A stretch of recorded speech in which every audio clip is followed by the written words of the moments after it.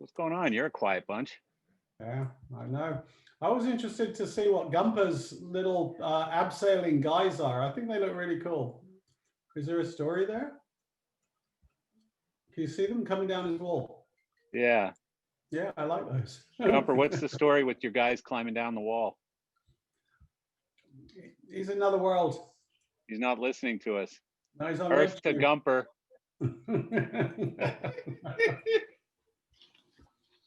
Oh, he didn't hang up on us now, did he? Yeah, he found something more interesting to talk to. He's on another call. I don't care about that. He's upgraded. Ellen, did you hear? I gave credit to your coolest pivot. Yes, I heard. And we're going to give those awards in the same digital ceremony that we give the Live Design Achievement Awards. Oh. Is there any other ceremony? Is there any other ceremony? No. Other than digital ceremonies? No, not this year. Like, do you really have to call things virtual anymore when, you know? Well, I don't know. Some people are doing live things. I've seen a couple of live concerts and some drive-in operas in a parking lot where there's real crew and real performers and a real orchestra on a separate stage. And isn't that a bit weird, a drive-in opera? well, you know, you had to stay in your car. This one in San Diego, they did La Boheme, and you had to stay in your car. They had done the same company, Event Wave, they're the sound designers and vendor, had done one, like it was called like Mainly Mozart or something over the summer, where you could get out of your car and made a big sound system set up and you could sit on your car and still socially distance. But the opera one, I think you had to stay in your car and the sound was over the FM radio. So I have to say that for me personally, there's probably one thing more boring than seeing an opera would be seeing an opera in my car. So I'm just not a fan. I'm sorry. So they're not. Well, you can then go. You can wait. Tickets. You can wait till it's the Rolling Stones that way or something. Yeah, I'd rather probably watch a drive-in Patrick loading his guns than a drive-in opera. I don't know, or drive-in anything. Is that like a YouTube channel? Patrick loading his guns. Oh, look at him. There you go. All righty, Patrick. Didn't even know you were here. What an entry. Exactly. Guns blazing. That's awesome. Well done, Patrick. Way to answer the bell, buddy. That was good. Hey, Marcel, I got an outfit on for you today. My vintage Dolphins shirt. Hey, look. This is very vintage. I'm with you. Oh, yes, An sir, old you logo are. hat, too. Yeah. It was a good Sunday. Finally, I get to dust off Dolphins clothes again, and start wearing it without being embarrassed. So. Yeah, really. Last few years have been tough. Pardon me for being on edge. Anytime Marcia starts a sentence with, I put a special outfit on for you. You never know what's coming next. I found that a little funny myself, but I wasn't going to say anything. So I just like to keep you guys all on your toes. That's all. You never know what to expect from me. Yes, that is very true. We know some of what to expect. We have a small friggin' call today. Like, have we finally lost our crowd? Oh, I hope not. Could be people are doing stuff. Yeah, I mean, we were up to 70 something people for a while there, and now we're back down to the lowly 21 starters here that started this whole thing off and just won't go away. Like Cosmo, are you able to share that piece of good news that you shared with me a few minutes ago on a call, or no? Yeah, I mean, Is that secret? I mean, it's not a secret. No, I'll give the story. I'm actually driving down to Cape Coral, Florida, but I stopped along the way to visit Joe Perry because Joe Perry lives in Sarasota, which is on the way. Yeah. And as we do. I mean, not like that's special or anything. We all stop at Joe's house on the way through Sarasota. Well, the bottom line is we've already rebooked this summer's dates to next summer, which is good, but I mean, they did that regardless. But the nice thing is he said that we're still planning on it. I mean, he's actually was looking forward to it. And so the fact that he has basically, it has positive news about it makes you feel really good. Because a few months ago, they was really down, him and Stephen both, but now they're both, you know, I think with the vaccine on the horizon, I think that they see a light at the end of the tunnel. And I got to say, it was great to see him hear him and see him say that. It was fantastic. So. And Cosmo also said at like 70 or whatever he is now, he's got abs. So. That's something to look forward to in a few years for me, that I will get abs at 70. Is that our excuse? So. I mean, that'd be you gotta wait special. for. You gotta wait to hit 70 before you're allowed. Yeah. Dude, that'd be really special. Patrick, I think you have one ab, don't you? I got one big I'm ab. working on it. Yeah. The pandemic's really set it off. Yeah, there you go. Are you back in That's where he Vegas now, keeps his big Patrick? grenade. I'm back in Vegas. Yeah. What's that, I was Chris? supposed to be in He said that's where he somewhere keeps in- his grenades. Oh, Do we have grenades here? Hold on. And everything else, clearly. oh, Jesus Christ. If you do, I'm really concerned. Oh, wow. He's looking to see if he has. Just put guns. They used to have to go to paperclip or something. Like You know? your grenade drawer is empty today, Patrick. Is that what you're saying? I don't usually keep. I just have some spares here usually, but no, I think I used them. On Threw it off the tourists? balcony. Becoming egg holders. Let me check the knives drawer. I may have misplaced it. Oh, Show and tell is knife taking a little drawer. twist this week. Ay, ay, ay. Hey, Marcel and Eric Loader Hey, Chris. and everybody. Nick Freed just said hi. Hi, Oh. Nick Freed. I was Why just didn't on he the come on phone. and say hi I was himself? gonna say, are you at his house or something? Yeah. No, I why just isn't he talked- on the call. I just talked to him on the phone. I just sent him the link, so hopefully he'll come on. Oh, he gets reception out on the water? I guess on the so. boat. You're gonna be on the boat? Yeah, What are you making football bets for this week, or maybe. you've always been such an easy hit? Like Nick just keeps taking your money and you keep coming back for some reason, Chris. I haven't lost in 4 years. What, you with him. stopped betting? No, I've been killing him for 4 years now. Get out of here. For real? Yeah, yeah. Well, because he keeps betting on the Red Wings still. And he also keeps betting on the Dolphins. Well, he must be making money on you this year. We beat Not your yet. Superchargers last week. Not yet. Not yet. What are you? Is there a spread? Yes, we have 3 teams. So we bet 3 teams. One Oh. gets to be thrown out. And it's usually our home teams. And this time he doesn't have to throw out his home team. Friggin' whaling coming in probably from a sailboat somewhere. Sailing whaling. Where is he? He's out on the Rusty Scupper. No, I'm packing for my sailing trip. You busted. Oh, sailing whaling. I leave tonight at I think 11 o'clock, when we're going to go on to San Clemente Island and sail around the military base and see if they come out for us. Good They'll time. probably be in the water for you already. That's why I got the drones, so I can see them. Huh? You're in the water? Yeah, I think there's a class in session right now out on the island. Are you allowed to fly drones by military bases? We'll find out tonight. Only once. Yeah, I That's saw that's highly Allowed. suspect. you posted a couple pictures over like Hollywood Hills or something yesterday. Totally That was pretty legal. cool. Certified, Yeah. got my waivers. Oh, really? Oh, yeah. You can go over like rich people's houses with drones and get them in the backyard, like swimming in their pool and stuff. The house that you saw in the picture, that's Pharrell's house that he doesn't live in anymore. So it's empty. Probably a couple of years ago, that was a fun house to get video over. That thing looks An like activity. a community college. Yeah. Yeah. Yeah, Hi, it's guys. crazy. Hey, Lynn.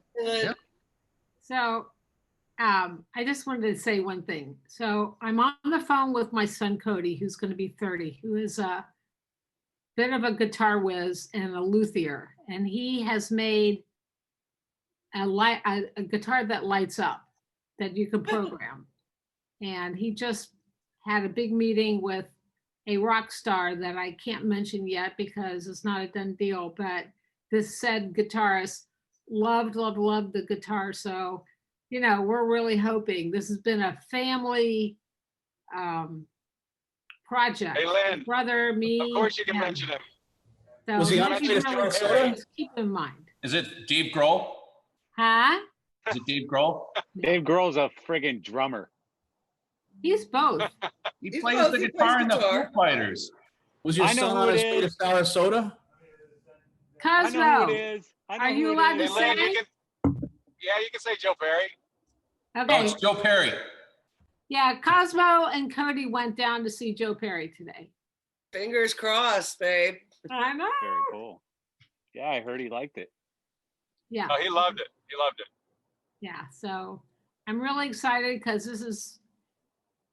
I've been Lynn, what I taking would- him what I to would say, guitar though- shops since he was 7. Lynn, you need like a manager like me because Yeah. Cosmo's a friggin' lighting designer. He ain't gonna get the deal done. I'm just saying Cosmo's a lighting designer. So Joe is just humoring Cosmo right now. He's going, yeah, it's really nice. Yeah, you know, I love it. And No, he's not like that. now you need a closer. You need a Listen, closer. I did follow spots for those guys in college. I don't know, Lynn. Cosmo so far this year has brought back the 9/11 tribute and is putting Aerosmith Yeah. back on the road. I think he's Yeah. got a good track record so And far. reunited That's true. AC/DC. Yeah, he brought AC/DC. And he got I would AC/DC. agree with that, Patrick. I would definitely agree with that. So anyway, it's just, you know, it's a family affair and I'm just really excited for him. Well, all right, Lynn. Keep lose us my number, posted. then. Lose my number, Lynn. Forget it. Use Cosmo, off. let us know when you start posting your own Zoom meetings. Yeah, all right. That's funny. Funny. Man, you guys turn quickly. You know that? Yeah, they do.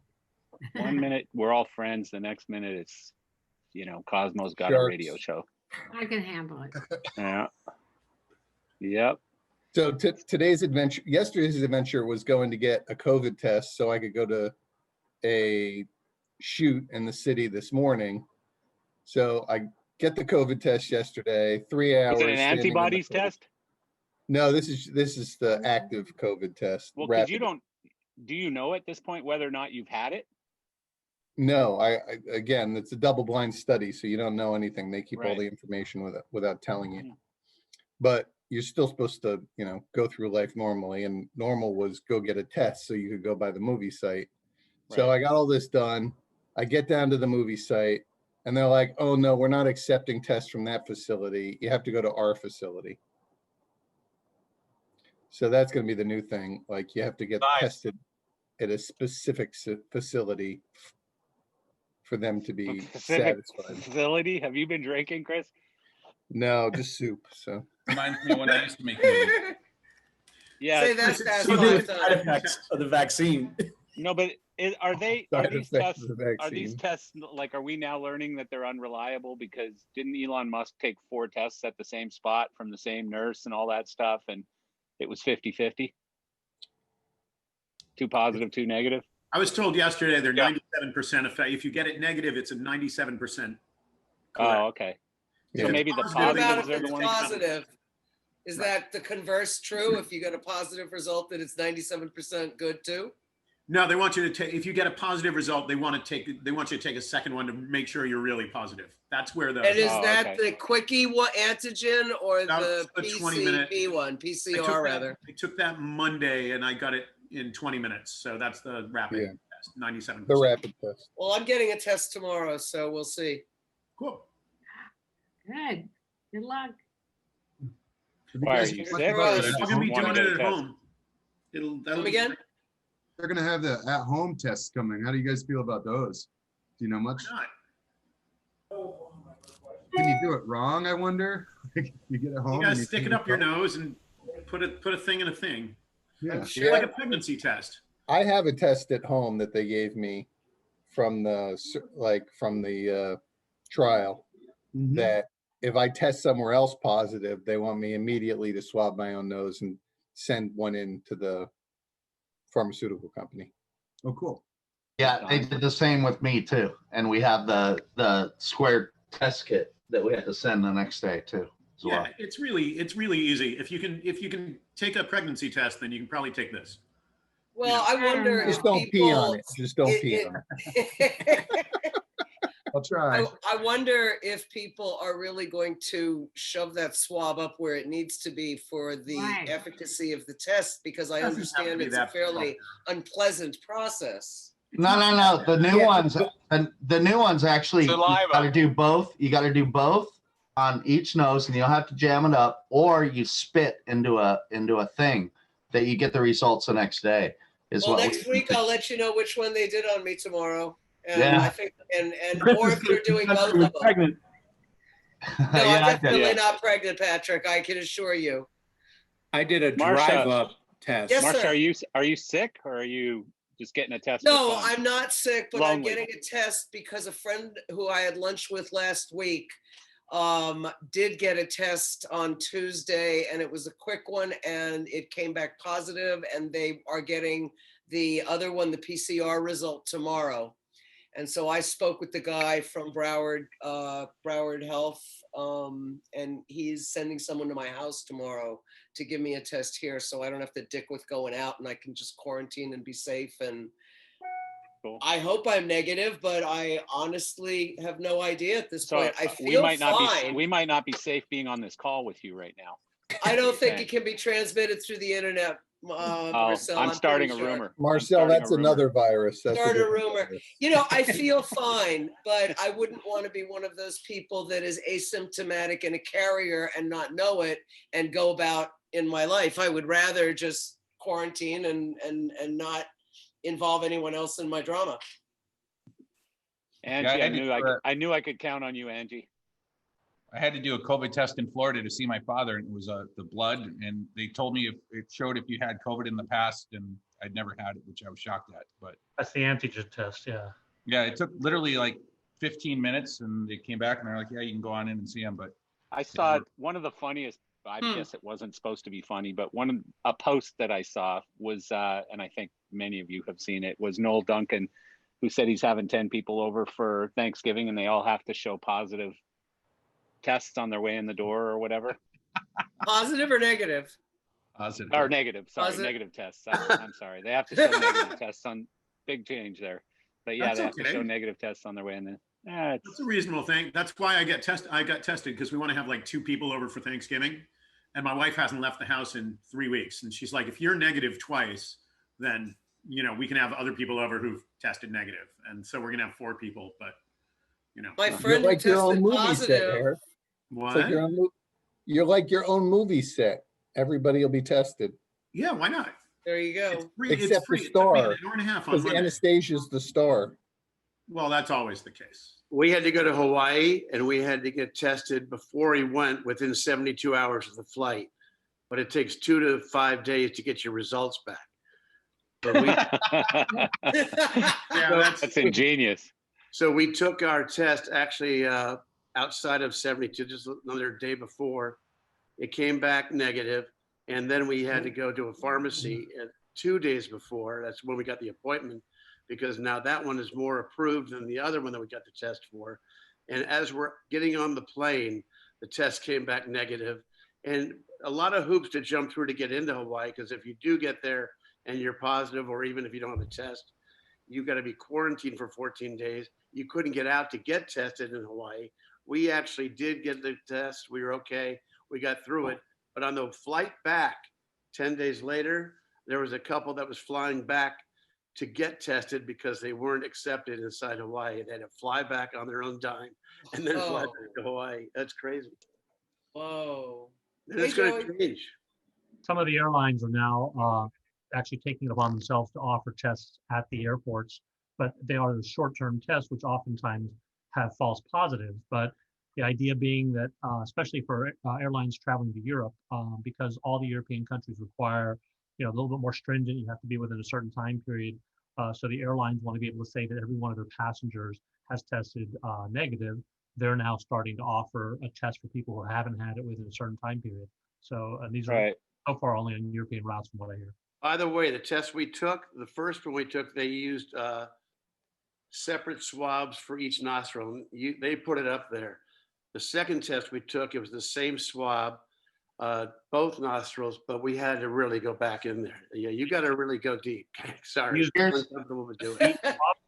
You mean the same type of swab, right? Not the same one. No, Here's the one that we've been using for CT, and we just use for Detroit, which doesn't make you do the brain scan. It's called Pixel by LabCorp, and they send you a kit, and you send it right back, and it's just swabbing your nose or the spit test, either one that you want to do, and you get results in 24 hours. And that's the one that Ford approved, and CT is actually approved as well. And what you do when you go in to sign in, because you got to register your test, is to say, I've had some symptoms. So then your insurance pays for it. And it's only, I think, $160, but it's covered by your insurance. They let you fill out, your insurance card, all that kind of stuff. And it's works really well. And we've been using it at CT quite a bit. And it's Pixel by LabCorp. And that's the one you get. You can keep doing it too. Once you register, you can do it every day, and they'll keep billing your insurance company. That doesn't work for travel in a lot of places. It does, because they say you. It doesn't, because I live on a French island, and to come here, you have to have a PCR test within 72 hours. Yeah. So that doesn't work at all. So it depends where you're going. It worked for Ian that had to go back to Massachusetts, and you have to quarantine yourself for 14 days to go back into Massachusetts.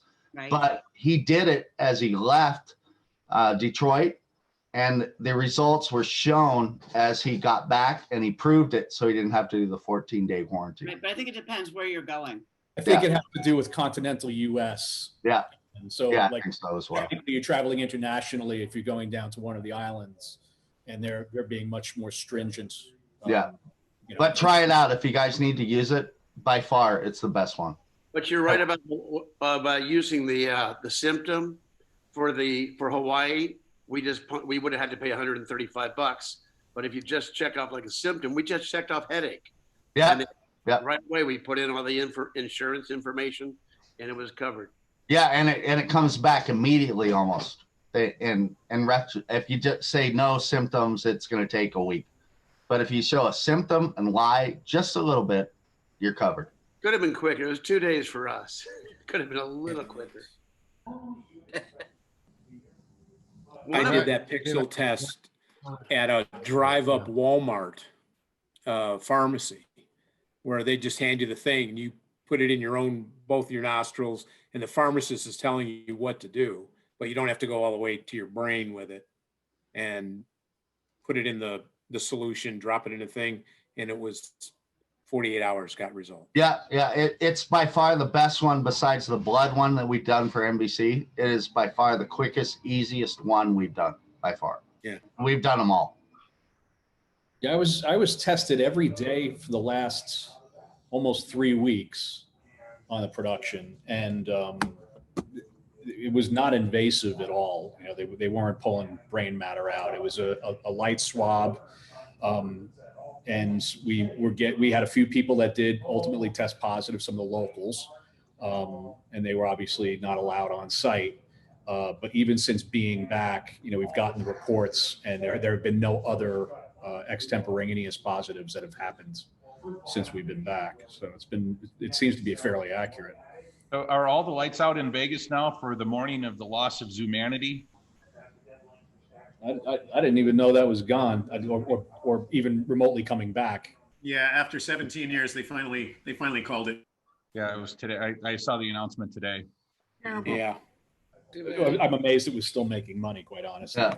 That was not really a show that.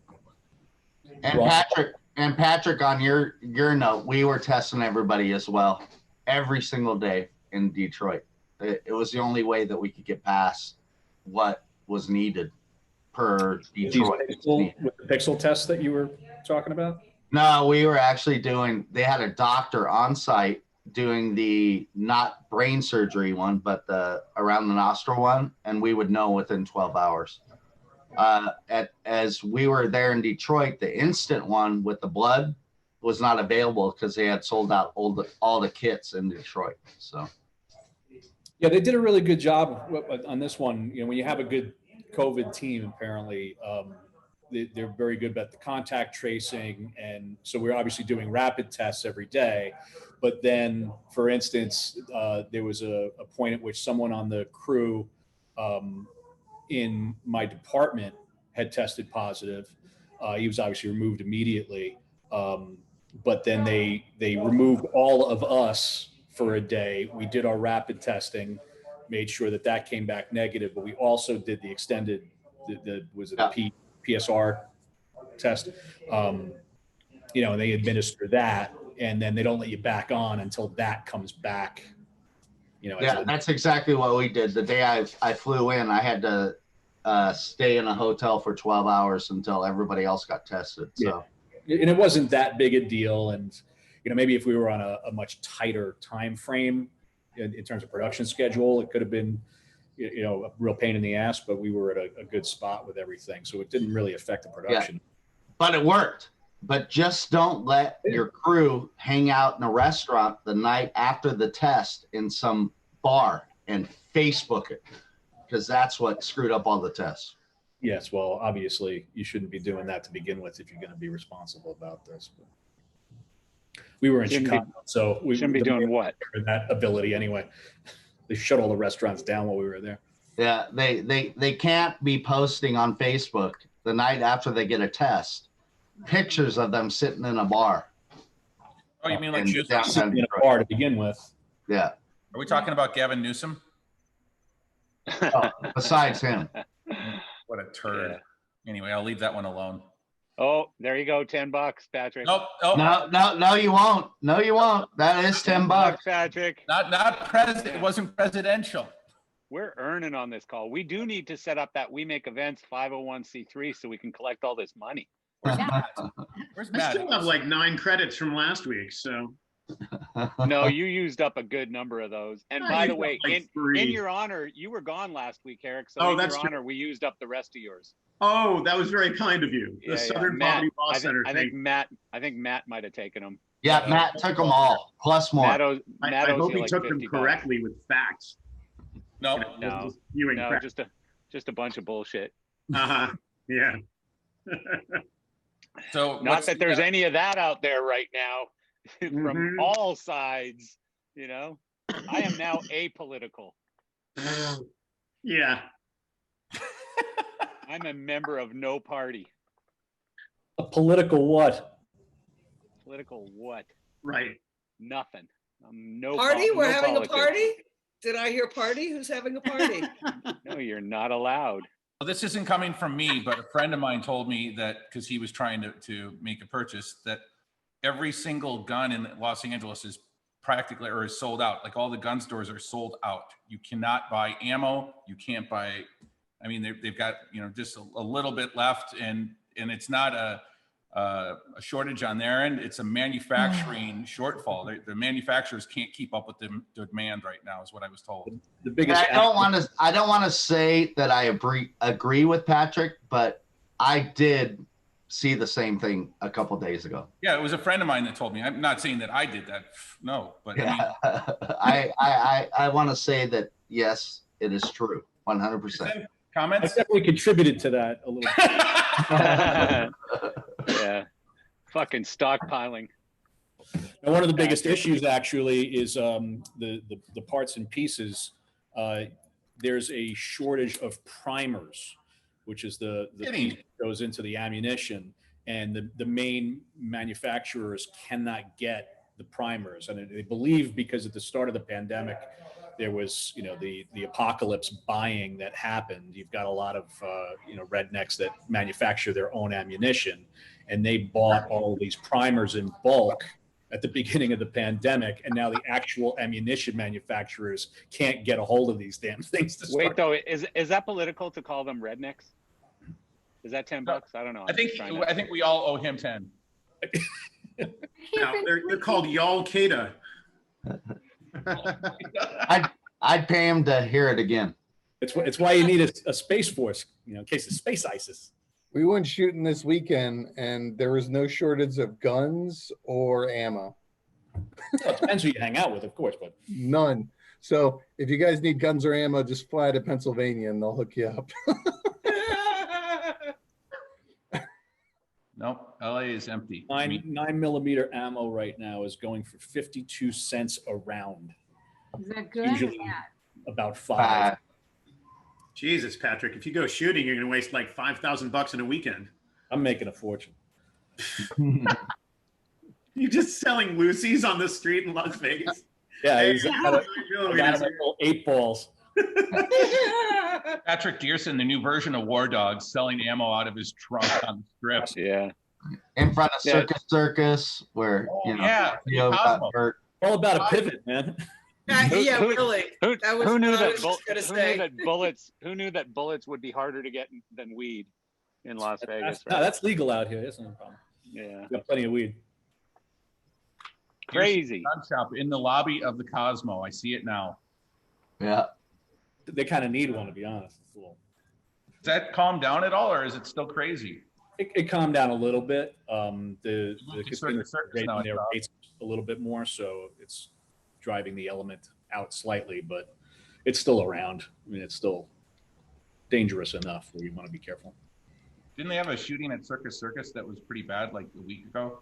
They did, yeah. They've up until last week, they went about 3 or 4 weeks straight where there was a major shooting incident on the Vegas Strip or in a casino property every day. Jesus, it's so crazy. Is that unusual for Vegas? Nobody involved was from Nevada. It's very unusual. Yeah. From California. I mean, how many times? No, they're not. They're not from California. What we've seen is we actually got an update from CT that our guys aren't allowed on the strip either. Is they're given $39 flights into Vegas for $19 hotel rooms in Vegas from the East Coast to bring people in, and most of those people that were doing the shooting are from the East Coast, let alone Midwest. When you said you got an update from CT and your guys aren't allowed on the strip or whatever, I thought you were going to say it's PRG alumni who are pissed off and shooting people up on the strip. Right? So CT's not allowed there anymore. Yeah, maybe, I don't know. But Chris, it's a giant pain in the ass to fly a gun. Yeah, it is. Giant pain in the ass. You can buy it in Vegas. I guess. Well, there were no guns in Vegas. Didn't you just say you can't buy a gun? Well, no, it's a right to package, baby. It's right to hold. Yeah. No, but I thought earlier you guys said that there were no guns or No, that was ammo. LA. LA's out of guns. LA Vegas still has guns. Come on. Take Although it they're back. at 9mm ammo. They're out of 9mm ammo. In case you were, Northeast is hunting season now. I don't know if it's the same everywhere, but Yeah, Oh, they're shooting out here. Something on the strip, yeah. well, it's hunting in Miami every day of the week as well. There's not a day that goes by that I don't turn on the news and have at least one or more shootings or multiple shootings. That's true. So don't turn on the news. No shootings. Done. Well, Hey, it doesn't change the fact that there were shootings. It just changes that I'm not aware of them. Yeah, no test, no positive, right?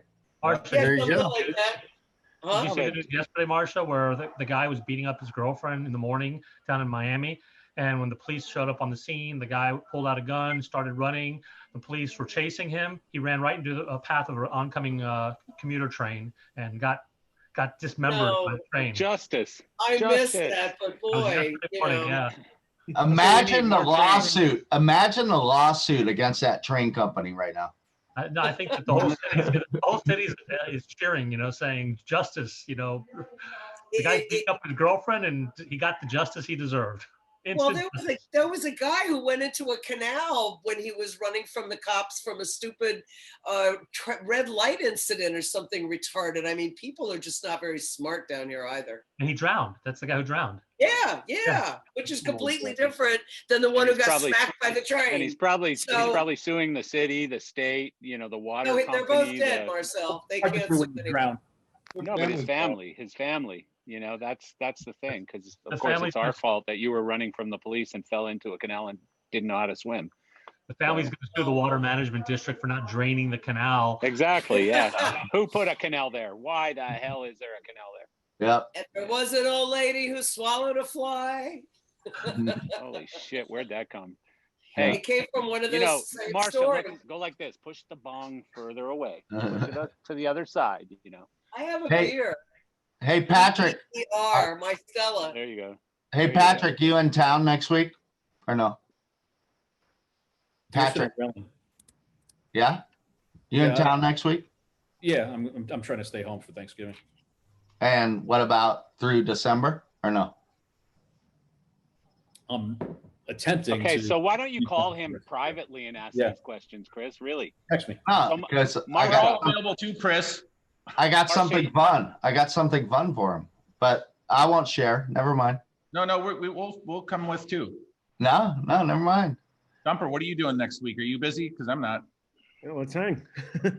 Yeah, we're having a funeral for a turkey. That's 4. Yeah, we have a big kind of thing happening. I'll text Patrick and we'll work it out. Never mind. Eric, are you busy next? Eric, I got an order for you, by the way. So there. Jesus. You can all kiss off. You're like let's all just mute our microphones pieces so of Chris candy can doesn't do get his the rest business. of the class any. I'm just gonna pour a new glass of wine and sit back, and Chris can do business on our Zoom call. Get her done, Chris. Come on. I'm gonna get it done. I'm trying to be positive here. We're moving on. Hey, you know what, Chris? For you, next week I'm gonna invite a guy named Sandy from Quicksilver, who's our engine builder, and he can tune the shit out of your car. Man, he builds our race engines. I'll do a FaceTime. I'll do a FaceTime with him. He can tune my car via FaceTime. I'm in. He's a monster. I've actually got a really good friend who's probably, so do you know who Scott Speed is? Race car driver Scott Speed, used to be an F1 driver. So his dad, Mike Speed, owned one of the kart teams that my kid raced on, and he's probably one of the best carburetor tuners in the world. I mean, this guy's unbelievable, Mike Speed. So I know. Hook you up with some carb tuners. I know who he is, and it's been rough with the carb. I have a few others like Phil Hill and a few others that are looking at it now. Yeah. Jake Berry manages Scott Speed. Who does? Jake Berry. No way. Yeah. I know Scott really well. I mean, he was one of my son's coaches for a long time because he was Mike Speed's son, and his brother Alex Speed is also very good. I mean, how lucky could you get being born into a family called Speed and you just happen to become a race car driver? I mean, what the hell? That happens only in movies, right? And by the way, if you guys don't know, I got a new car that I have a carburation problem with. That's the whole reason that Marcel had said it. So I met another driver. I met another driver at a race we were at, and his name is Race. His first name is Race Liberanti. His last name is Liberanti. I mean, for real, this guy's name is Race Liberanti. I'm like, did you really have a choice? Like it sounds like his parents wanted him to do something. Yeah, no shit, right? Italian, his dad was I guess a huge racing fan or a race driver or something. I don't know. But calling your kid Race Liberanti, Cosmo's gonna have a kid and call him Lights Wilson. Well, Race has to marry somebody from the Speed family and just be Race Speed. Race Speed. There you go. Well, the worst part about my family is I named my kids Carol and Shelby. So that's even worse. Yeah, that's messy. Yeah. Or how about Chessel? Harley. David Chessel calling his kid Harley David's son.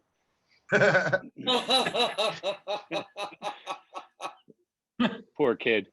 It's amazing. They're all, having some issues right now, but yeah. So my kids were named Carol and Shelby, Their middle names are Natasha and Anastasia, after the evil stepsisters from Cinderella.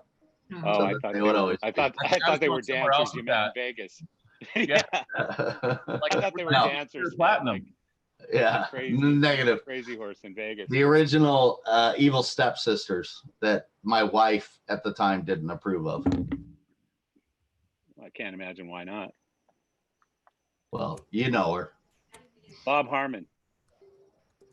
Aloha, my friend. How you doing? You've been quiet today. Oh, your mic's off. It's because he's muted. Your mic's off.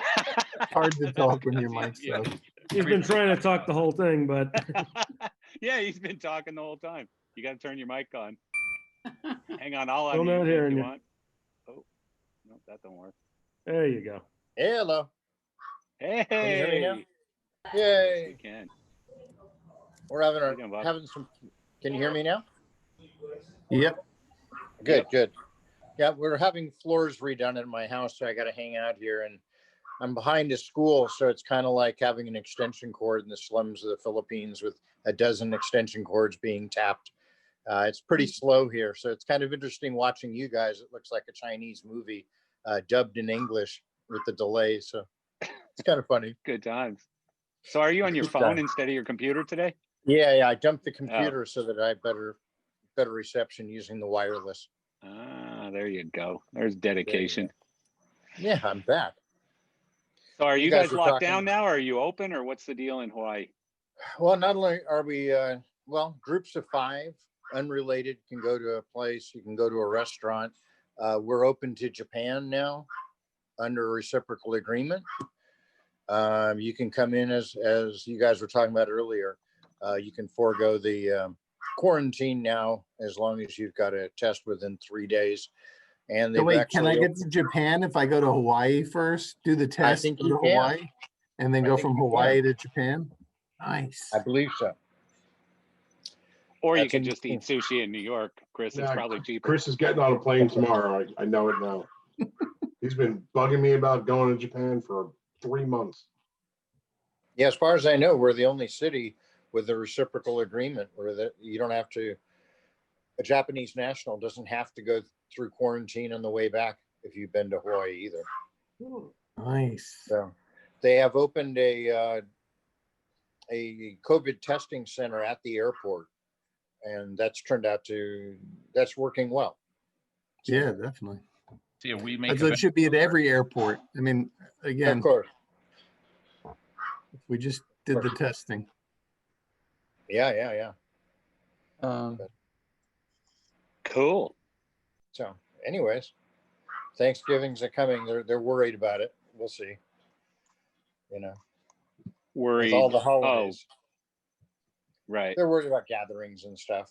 I think New Year's Eve is the one they have to be really worried about. That's, Thanksgiving is with mom and dad. I think New Year's Eve is, hundreds, if not thousands, congregating someplace.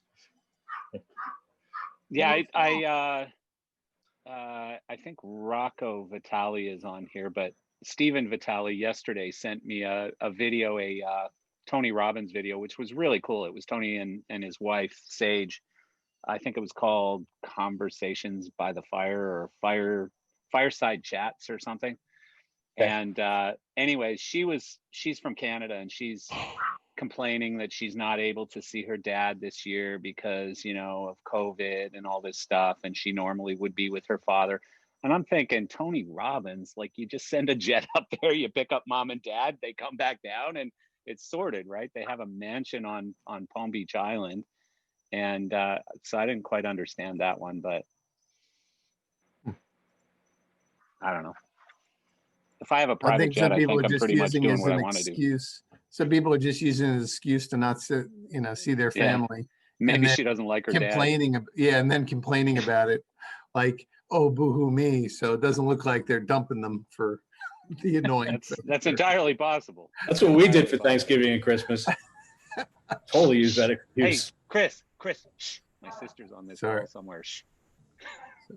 Speaking of the Vitales, it was really disheartening to hear that Vegas recently announced they're not going to do their fireworks display for New Year's Eve, Wow. which was a really amazing and significant day for pyro here in town. Much bigger display than 4th of July. And they're not going to do it this year, which seems sort of ridiculous because you don't have to gather to see it. You can see the display from all around the valley. And actually, the worst places to see it are when you're sitting on the strip itself. But they canceled. I wonder if somebody just doesn't want to come up with the money to do it this year. I think that could be a huge factor of it because all the casinos chip in for that. Yeah. No, I would tell you. So I've got some insight on some of this stuff, and permits are very hard to come by. So Really? the fireworks industry, and I wish Rocco was here because he could speak for himself, but the fireworks industry is struggling partly because of permits, because cities hear firework permit and they go, oh God, we don't want 10,000 or 100,000 people standing watching fireworks. And, but we're actually working with them and, oh, here comes Angie. She's got some facts. We're working with the pyro community on a plan right now with We Make Events, and most of our We Make Events group doesn't even know about this, so I won't share too many details, but it's a working concept which is currently being called Red Skies. And so we are going to do something, and we'll probably announce it in the next several days. And it may not be in Vegas, it may not be in New York, it may not be in Miami, it may not be in any major cities, but there will be very good coverage and people will see it. And so, yeah, I mean, they're definitely an industry that's been hit hard. You know, I know ours has been hit tremendously hard, but them too. So, but one of the things is, like when somebody said who's paying for it, so one of the things I'm learning is that fireworks have a shelf life. And so some of this shit just needs to be blown off, or it's just going to literally have to go away. Like they'll have to destroy it because, you know, you can't use it after a certain period of time or whatever. Patrick, I know what you're thinking, gun range. A couple of shells, some tannerite. What about that, Chris? What about that that thing that Christian did where, you know, they blew up shit across the lake and stuff? What was that called? Tannerite. Shootout. Right? Lighting shootout. Yeah, lighting shootout. Yeah, that was cool. So maybe they could put all the fireworks on a barge and set it off from the coastline, east and west. That would be kind of cool. Everybody will watch it and get together. Yeah. They don't want. Yeah, I mean, I think if the political thing gets any worse, we'll see that. You know, there's going to be a civil war with freaking missiles flying over our heads and shit. So $10, Marcel. I don't care. You said the B word. I don't care. I'm the tax collector. It doesn't apply to me. Ooh. See how that works? I don't think that's the way that those rules were put forth the last week of October. Guess what? I changed them. He changes the rules whenever he wants. Have you met Marcel? He's like, look, I've got to bite my tongue on that one, guys. I crossed this out and then I wrote this in and I'm done. No, I initialed it. Until the next time I initialed it as decide well, to do Chris. something different, right? Exactly. Yes. Yeah. Rules are good until they're not. Rules are on the erase board. Yeah. So I don't know. Is there any end in sight? Anyone? Does anyone have any good freaking news here? Yeah, I mean the vaccine's going to start at the end of this week. Pfizer's applying for their emergency. Yeah, but other than that, I mean actual work. So outside of vaccines and politics stuff and is all going of that on. stuff. I have three projects going on in New York. You do? We got a couple things going on. There's another Christie's auction house auction going on right after Thanksgiving, and some holiday stuff. We're doing had some very odd phone calls about a princess in Riyadh who's having a birthday party and needs some special stuff over there, and it's all very vague. Is the I know Wiseman's not here today, but is the KISS thing in Dubai still happening? Does anyone know? Kiss at New Year's. Kiss has a New Year's show in Dubai. Fedo, do you know about that one? No? I haven't heard that. I do not. Next week's project canceled this morning or yesterday afternoon, which was a problem because it was in Texas. I thought they'd be pushing forward, but they pulled out of that. But this morning we booked the first of, or got confirmed dates for the first of 3 projects for January. Well, that's good. Virtual or real projects? No, it'll be virtual again. Yeah. But shooting virtual here, right? What's that? Is CES completely canceled, or are they going to try and do a virtual CES? No, they're doing a virtual, but it's It's going to be so dumb. Not going to work. VES. CES.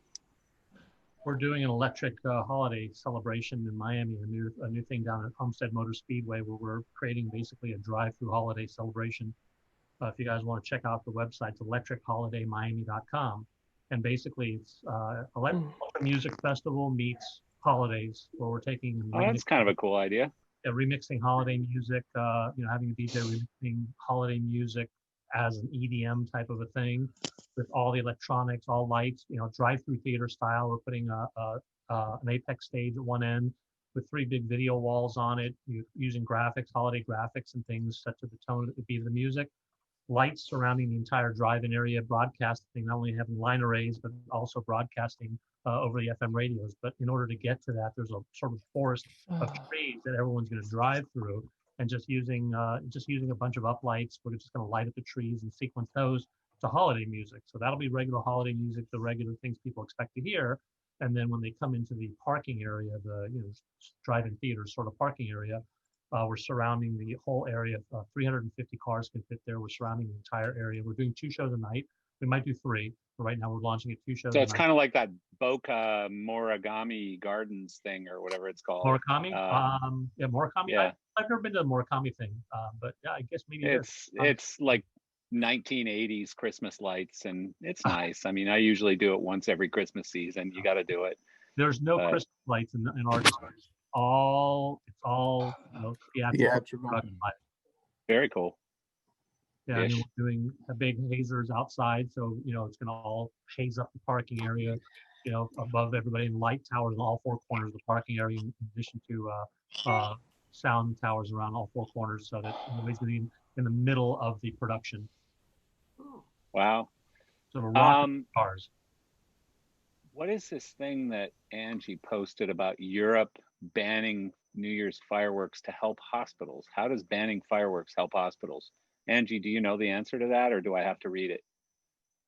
Yeah, there's a ton of hospital emergency room visits every New Year's Eve due to firework burns. Because people blow themselves up.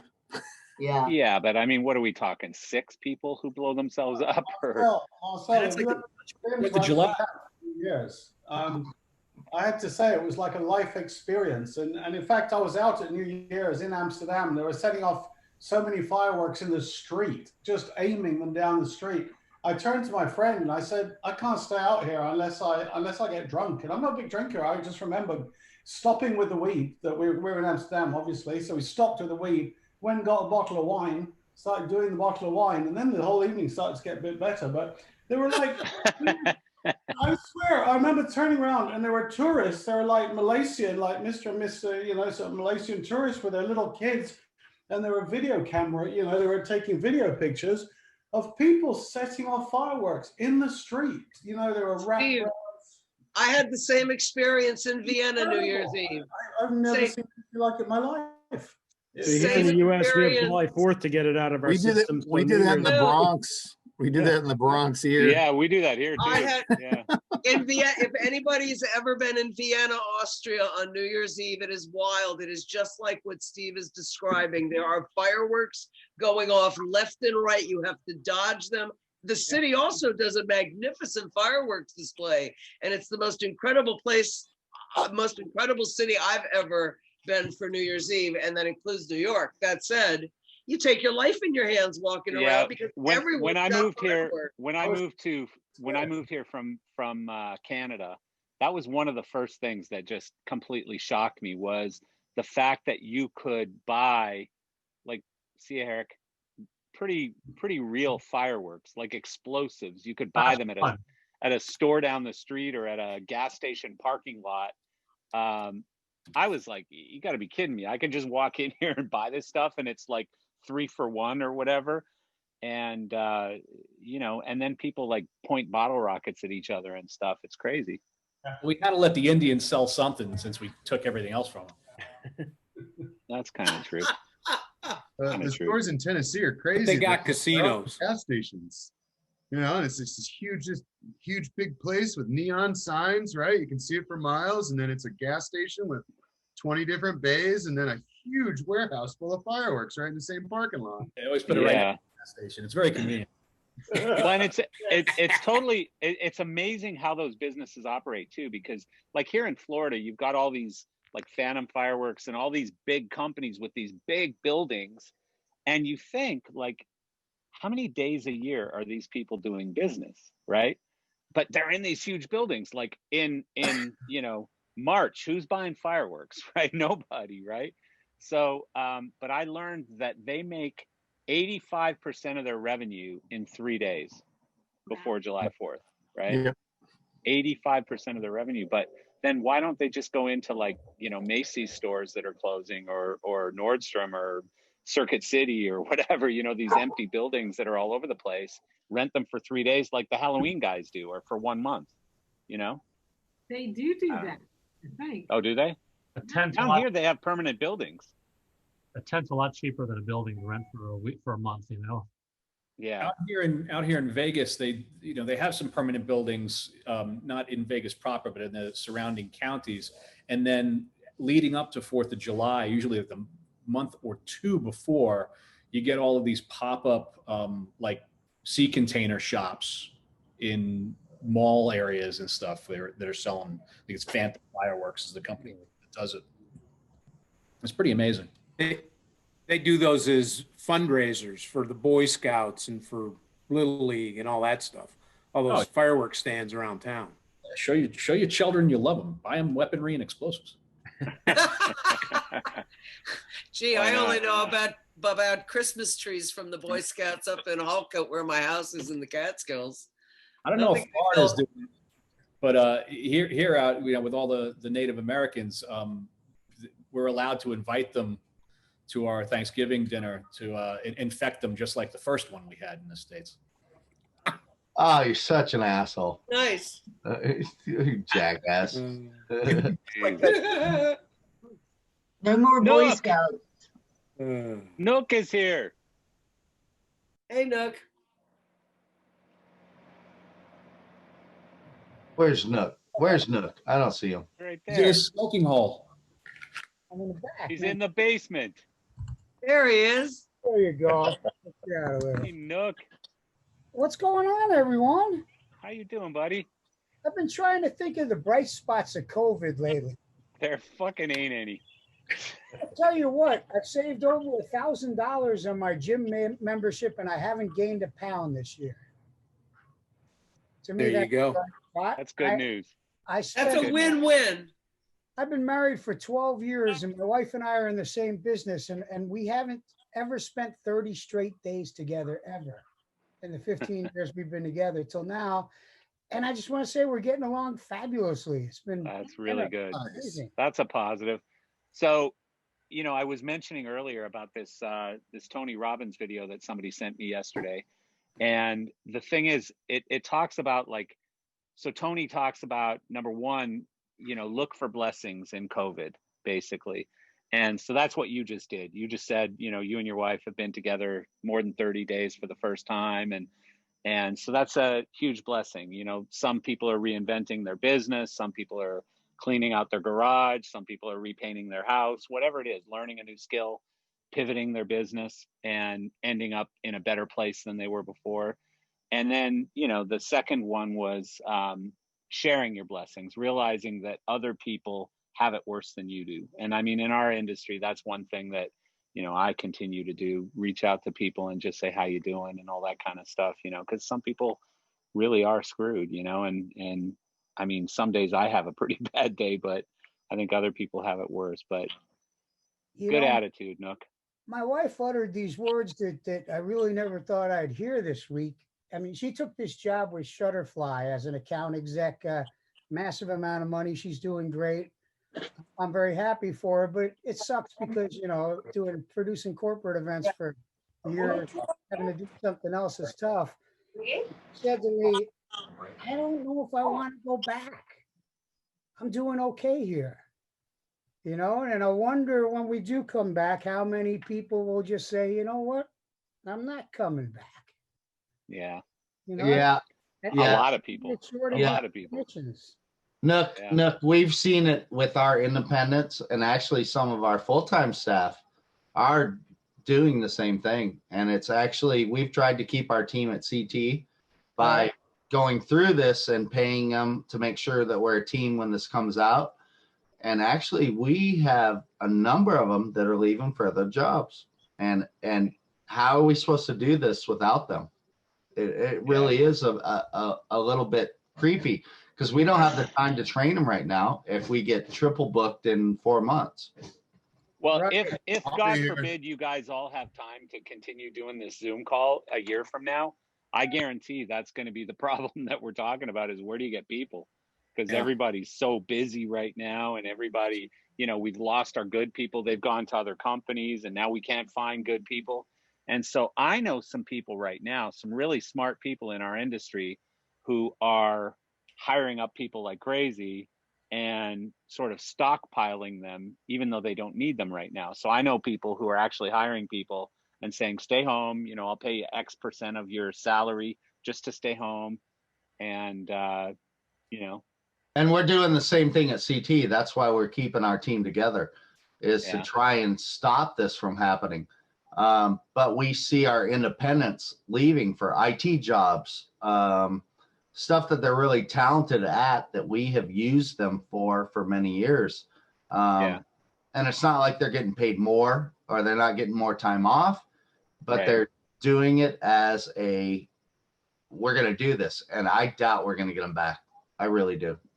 Well, they are getting paid more because they're getting paid steady. They're no longer independents, so now they're coming employees, and they're getting a steady paycheck, and they're also probably getting benefits.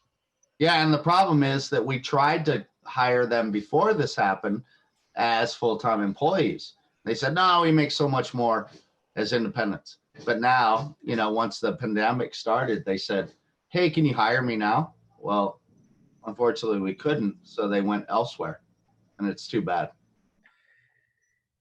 It is bad, but I think I saw people, you know, on the forums, the social media forums, the text complaining that, oh gosh, you know, these companies aren't going to be able to pay us our rate when I come back. And I'm like, I don't know. I think you will.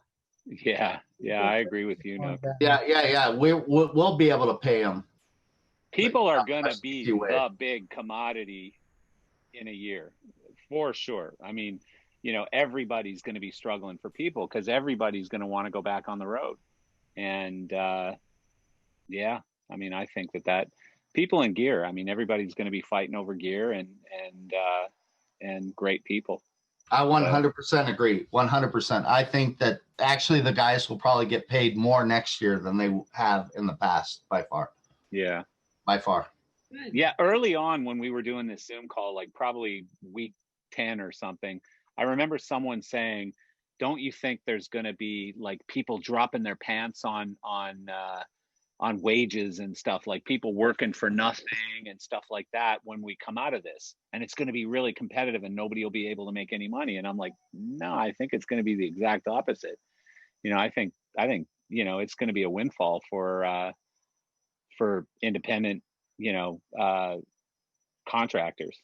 I think. We see tons of money. Yeah, we see the same thing. There's smaller companies that are doing like the drive-in stuff and the smaller things that are paying the guys cash so they don't have to, you know, interrupt their unemployment benefits or anything, which we can't compete with at CT. But, you know, those guys are staying around, so they're not going to another industry. But we see like our MEs, our LDs, our out of company things will probably make more than what they're seeing last year. Chris, Chris, I have a question. Does your company pay you extra for every time you say their name? Just by your Because sponsor. every time anybody asks you a question, you say, "Well, that's CT." Well, do it. What with your sponsorship endorsement, it's one happy. You're a No good. Chris loves his company. You're doing Marcel. a good job, Chris. That's Chris amazing. loves his company. Man, they've taken care of me. What else can I say? No, they're a great company. They're a great company. Unlike other Canadian people and Hey. French people. Whoa. Easy. Whoa, wait a second. Settle down there, son. Where's McMean? I can't be the only Christy Lights guy here. Settle down there, son. Wow. Canadians just bought out the two lighting production companies in Miami, the two lighting rental houses in Miami. Where? Who? Yeah. Who? Miami Stagecraft and Seal. Yeah. Oh, really? Seal too? Wow. Yeah. Wow. So he's done, huh? Who? Who was the owner of Seal? What was his name? Mike? No, it's Mike? she. No, it was Mike, who we should take to Denmark. No, it's right. No, it's Vivian. Mike was an No, employee. Vivian was the owner. Mike was just Vivian was the owner. I think. Oh, I really? think Rick Rudolph. I think Rick Rudolph had some ownership, but Mike Vivian was was the basically owner, company. and George, Vivian's ex-husband or Yeah. deceased husband. Wow. So Seal is no longer Seal, huh? Seal is Solotech. No. Yeah. Wow. Solotech. That's as is Pro Sound, as is Miami Stagecraft. Yeah. Yeah. Andrew was looking to get rid of that, for years, but Seal and Stagecraft kind of had different clientele, and for the most part, the theatrical community really went with Stagecraft more so, and then pretty much live events went with Seal. That was sort of the kind of delineation between the two of them. Now it's all one. Wow, that's pretty good. That's good. That's news anyway. Yeah. Hey, does anybody know who was he was running the touring operations for them? For who? Who, Mickey? Solotech? Yeah, Kerbersley. Mickey Kerbersley. Has anybody heard of what he's doing? Same. He's still there. Is he still? Because I haven't. I mean, I just No, haven't he's seen still employed. him lately. He's actually been on our on this call a bunch of times. He was on maybe a month ago. Was the last time he was on. Didn't they? I just haven't seen from him. No, I heard Sorry, that, what? Mark. I heard something about that. You heard what? That he's gone? That he might have been gone from there as well, or on temporary reprieve or whatever. I don't know. I didn't know that. I mean, last time I talked to him was a few weeks ago, and he was still employed. But I haven't heard that. Todd and a lot of the guys are on half pay. Just people, but they got a lot of money. They're owned by a bank. They're not going anywhere. They just wanted to consolidate everything. Well, they're owned mostly by Bronfman, Seagrams. Right. Didn't they produce the entire NBA bubble? Wasn't that all them? That was sort of their concept, from what I've heard. It was them. Yeah. It was also CT. Video walls came from New York. They came from what's her name? Yeah, I think there was a few companies. Yeah, they came out of World Stage, the video walls. Right. Yeah. No, that was a different show though, and they're still getting by doing stuff. I don't know quite what.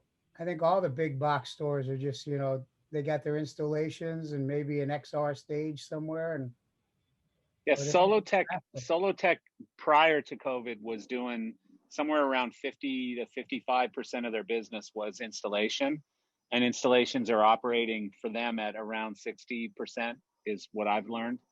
So, they're still doing okay, I guess, on the installation side, but they're very well backed. They're set. They're not going to have too many problems getting through this. And they've been hiring people too. So our boy Brad Nelms got a very good gig with Solotech in Vegas. So they'll be back, Big. They'll be back. And I was talking to Huntley Christie last month, and I mean, he took his 10 shops and consolidated everything into the only 3 buildings he owns.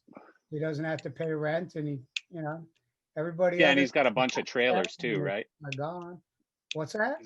He's got a bunch of trailers and stuff too, where he's storing gear and containers packed 5 high and all that in the parking lots. Yeah, we've given him a couple of big jobs as well.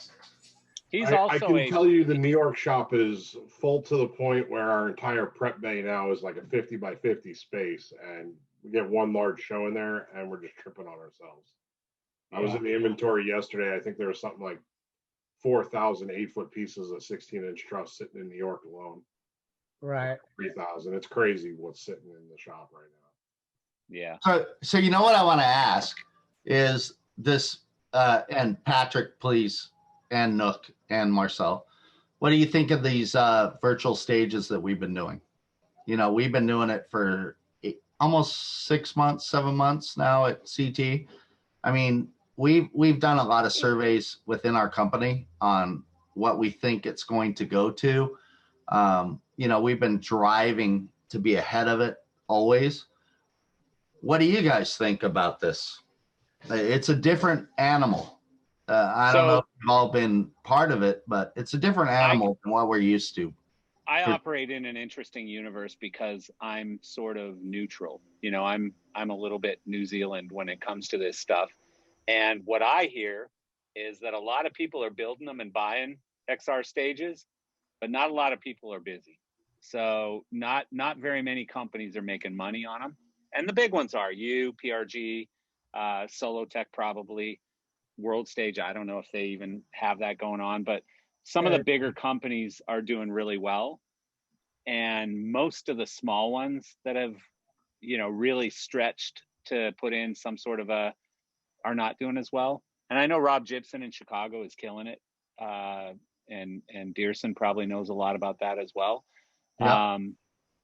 But most are not. Most are finding that it's difficult. And then a lot of big corporate clients, and I know Chris, you did one for GM, I think, or something. Ford. Ford, right. So a lot of, and I think PRG did one for Amazon, and you know, a lot of big corporate clients are buying their own XR stages to do their own product releases and things like that. So, well, I mean, Rob Gibson, you know, we hooked him up with a lot of the Unreal or virtual stages. The only problem we're seeing now is these LDs and these directors of photography have no idea what they're doing in this space.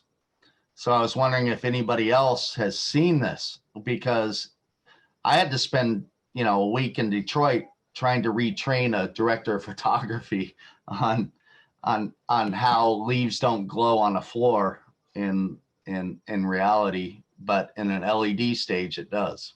It's been rough.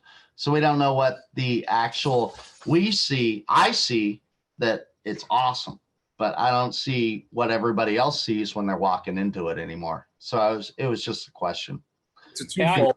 I found on the lighting side, it's a hybrid, because you need to know how to light for live events, but you also need to know how to light for broadcast, and you need to be able to deal with the special effect work that goes into keeping that lighting a reality or a realistic look compared to the environment, because it's the thing that gives it away.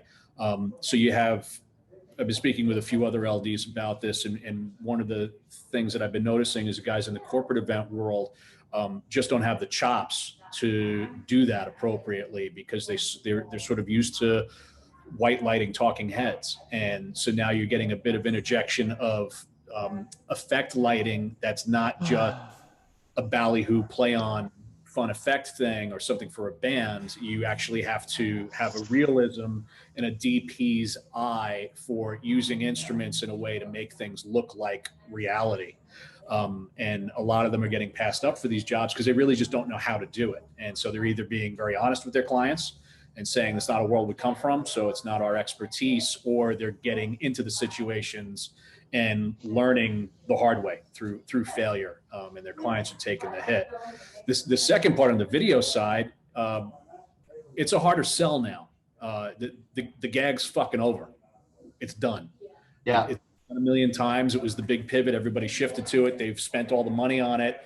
The majority of my clients that I'm speaking to about it now that are now particularly going into their second wave of planning for doing the next level of events that they would normally be doing throughout the course of the year and their quarterly schedules are just not interested in doing the camera tracking gag and all the expense that goes into it and creating a full 3D environment. They don't like the fact that there are constraints to that. You know, these aren't, this shit works fine for like a Katy Perry, where you can teach her how to Mario Brothers hop from one mushroom to the fucking next, but it doesn't do anything for a corporate executive who has to give their speech and their State of the Union at one of the most precarious times in their business careers that are going to affect the stock price by the time that broadcast is done.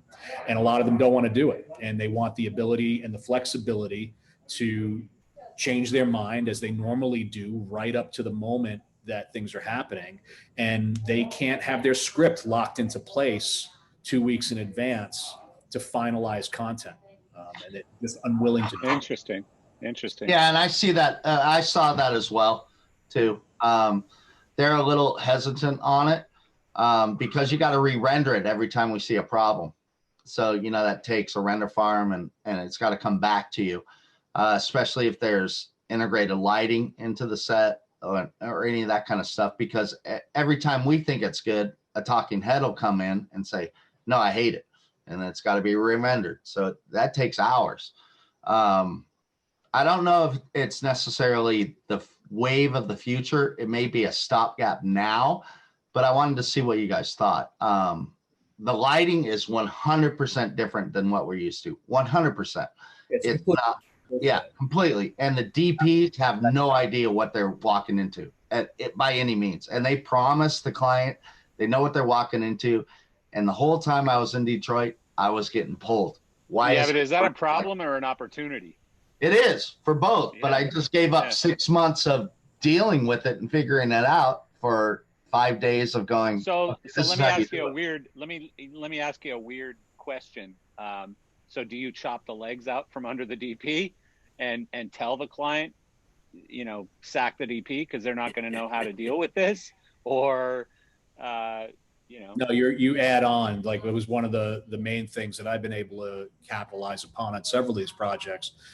Is coming in as really more of a creative technical consultant on the lighting side to support the DPs, where you've got a director that's used to working with a DP. So, you know, in terms of the creative workflow there and the art at which they're creating that you ultimately want to make for that client, it's not about removing someone or replacing them. It's about making sure that they have the backbone and support to prop them up and make their product fit better into this new world. Yeah. And that's exactly what I did. I had to bite my lip and wait for them to ask me how to help them. And I did. I have a really important question. Is David Schulman sleeping, or is that a background?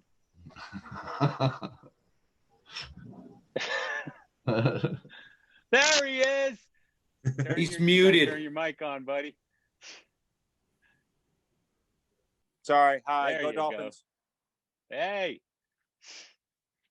Hi, how y'all David. doing? What's up? Good, man. I was just playing. Out of curiosity, based on what you guys were talking to, I mean, it seems like it's similar to a television lighting director coming into a situation where a theatrical LD or a concert LD, and then they're going to put it on video. So you have an overall television lighting director on top of a normal show lighting director. Does that seem? It seems like that's what you guys were talking about. Yeah, it is very much a similarity to that. You know, we like the few bits of work that I've done on feature films has traditionally been supporting DPs with some level of entertainment lighting that they've never done before, and it terrifies them in many of the same ways that you know, a rock and roll concert lighting director would probably be terrified if you told him he had to light a full feature film. Okay. These guys will bring in, you basically come in as a DP lighting consultant to work with them on the special effects side of what that lighting is going to do. Yeah, that's exactly what it becomes, is taking our knowledge that we've used before on live, video, broadcast, everything, and LED stage on the virtual reality and going, listen, this is what I would do. You're not necessarily retraining them, hopefully, but you're showing them how to get to where they want to be. And that's what we've seen. The collaboration on it's actually been really a pleasant process, because in many of these instances you would expect that there's these constant headbutting and dick swinging of people trying to, you know, sort of impose their art upon things, which is usually what particularly in like late 90s, early 2000s, where we'd be doing a lot of like DVD shoots of rock concerts, and you'd bring in, you know, the video directors or the DPs, and their immediate thing was to shit white light all over the stage. Yep. You'd end up with something very bland. And now when you're working with DPs and they're understanding that they're trying to create realism, it's a much more collaborative process, because they're leaning more on trying to create that realism. And it's kind of been beaten over the head a lot, but the whole entire concept of the Mandalorian filming and the fact that they had started the giant volume of LED and how to light that and putting light sources in the content and mimicking those light sources as best as possible. A lot of that's been taught throughout the pandemic to DPs, knowing that they're going to have to deal with this technology in the very near future, I think has broken down a lot of that. The DPs are a lot more receptive to learning that new technology. They're sort of excited to find someone like myself that has worked with it, and they want to learn how that happens. So it's a much more collaborative process, which is it's been kind of enjoyable. Yeah, Patrick, my brain hurts, man. No, and I've seen it as well. Settle down, dude. Jesus Christ. I've seen it as well, Patrick, to where I'm talking with the DP going, okay, let's lower the floor level of LED. Let's lower the back level. Let's raise the top level a little bit. And it becomes, let's lower the knowledge level. Yeah, I'm not necessarily the lighting designer anymore. I become like the interface. I'm the interface between the programmer, the lighting designer, and the director of photography now, because of the experience that I have. Okay, let's lower this. Let's lower this. Now you can see the depth, and it's really a different situation. It really is. It's fun. But I've been curious to get your take on this. Are we using words that are too big for you, or? You always use words that are too big for me, Patrick. Like I could be talking to you about guns, strippers, bald heads, whatever it is, and you use words that are too big for me. Well, that's right. It doesn't matter. You like big words. I think it makes up for small. Whatever. Oh, sorry, my mic just failed. Yeah. But the XR stuff, it really is a higher level of integration between all the different departments, and it hinges so much on the CAD-based motion graphics experience and also the media serving. So I can see how you have to interface a lot more between all these different people. Well, it's a rich tableau of bringing all of the connectivity from one experience. Is this enough for you, Marcel, or you want more? No, I'm good, man. I'm good. No, it's true. It's true. true. Some email and stuff. No, it's true, because I've had to deal with the content creators now. I got to deal with the LED techs to bring down the levels. I got to deal with the lighting programmer, the lighting designer, the protector, the DP, the director, the producer. I mean, you're dealing with so many different things. See ya. Have a great holiday, everybody. Yeah, see you, Mark. You too, Mark. It has become an absolute different beast than we're used to. Absolutely. I think it's gonna be pretty cool though. It is fun. You're acting in a more traditional broadcast technical director. Yeah.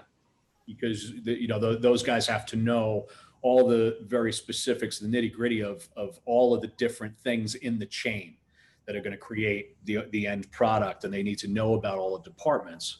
And that's what you're finding now. That is, it is, as Marcel said, it's very much an opportunity, because if you have the background in all of those different elements, you become the one that gets called, because you're one of the few people that are sort of the one ring to rule. Yeah, I them. mean, it's true. You know, if you like, this is one of those sort of pivotal moments where if you think back to Patrick, where you gained notoriety and fame and money in this industry was when club lighting met the Hog 2 console or whatever it was, and suddenly guys like Patrick and Arnold Cerami and all these guys out there became hugely popular and you know, sought after, right? So I think the same thing's happening right now with XR.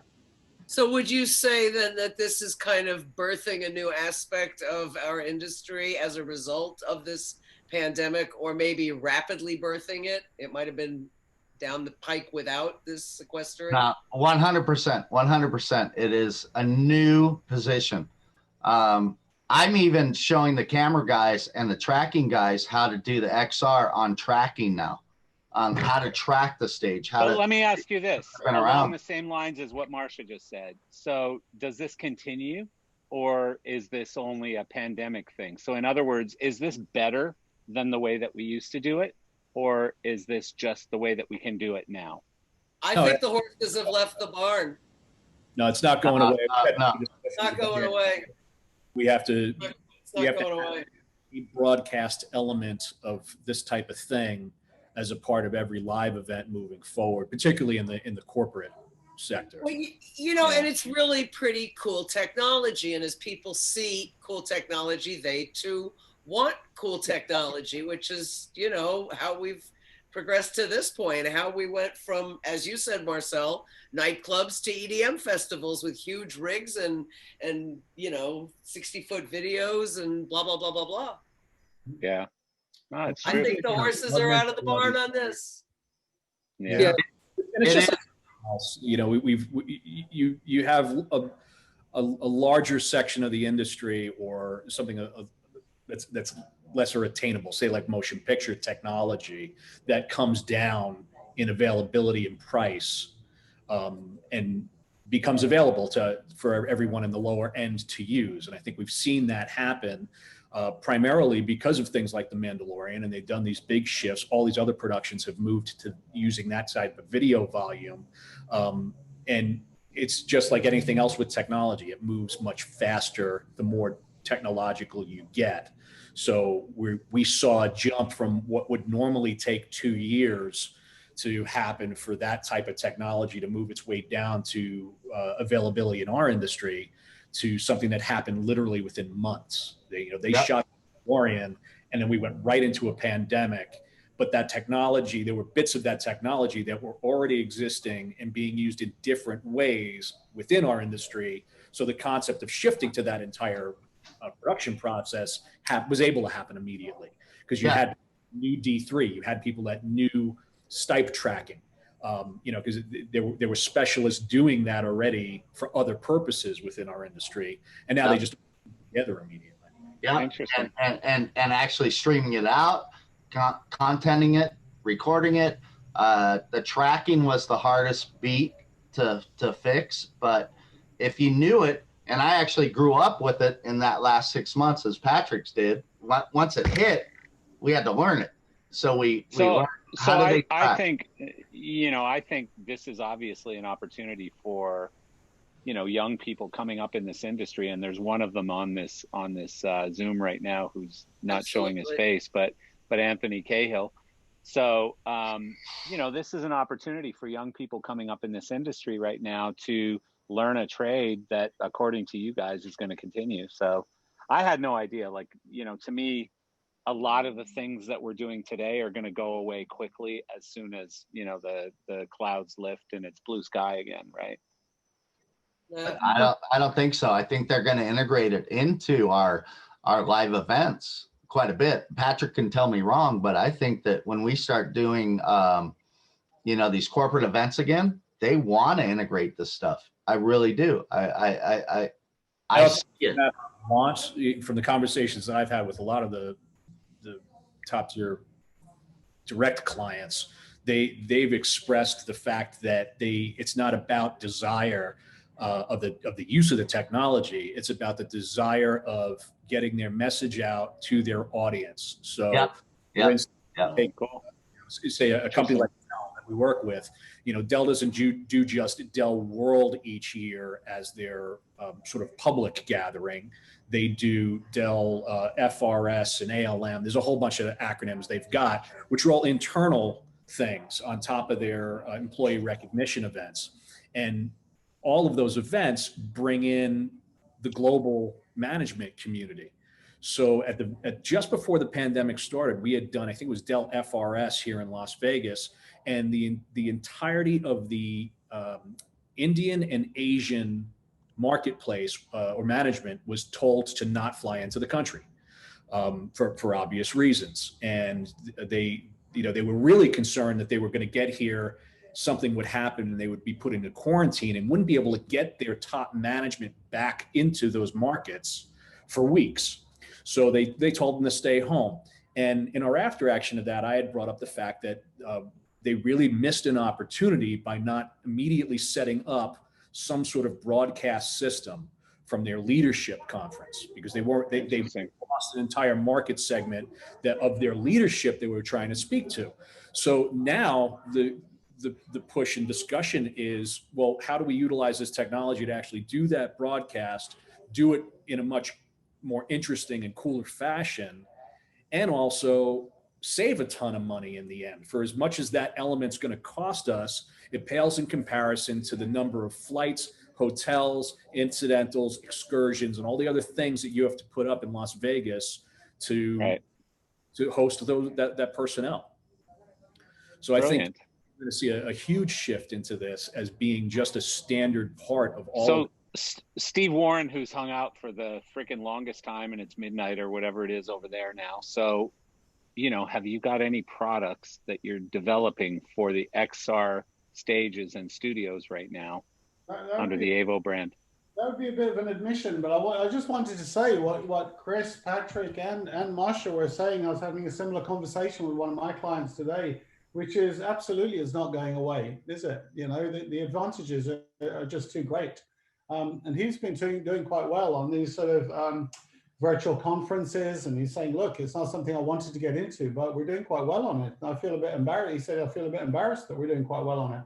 But, we both agreed. And he was really very clear about it, that, yeah, it is here to stay, because you want to then take part of whatever live event is going to go on. And I've got another friend working on doing exactly that with live events, because, again, you can increase the audience reach. So I think the genie's out of the box, or the horse is bolted, as you say. The horse. Yeah. No, you're right. Steve, are you guys still locked down? Huh? Yeah, we're hoping on the last 2 weeks. I think it's supposed to be like 3rd or the 5th of December that we're supposed to come out. Although nobody really believes it, they're thinking they might extend it and then just allow us out for Christmas, because who wants to be the government who cancelled Christmas? So that's probably. So what are the rules? Can you go outside, or what can you do? Oh no, you can go outside. You can go supermarket and what have you. It's just that all the bars are closed, the restaurants are closed, takeaway only. So it just feels really, really quiet. So Governor Newsom is your leader as well. Is that what you're saying? Governor Newsom. Democrat. So how many people are you allowed to have over? Oh, you guys don't have Thanksgiving. No, that's right. So although we are aware that it's going on, so it's sort of marketing. But are you allowed to have people in your house? Yeah, we certainly wouldn't, because we're law-abiding citizens. You know what I'm like. yeah. You've probably got like one of those foam parties or something in your house this weekend, knowing you. I can tell you. Yeah. Yeah, we got Colombians coming around this Oh boy. Super spreader Steve, I gotta go. Nickname. I gotta go, everyone. Yeah, man. Good to see everybody. Man, it was good to see all you guys. See everybody. Yeah. You guys. Love you all, man. Thanksgiving. See you next week, or happy Thanksgiving, everyone. Guys, to see you.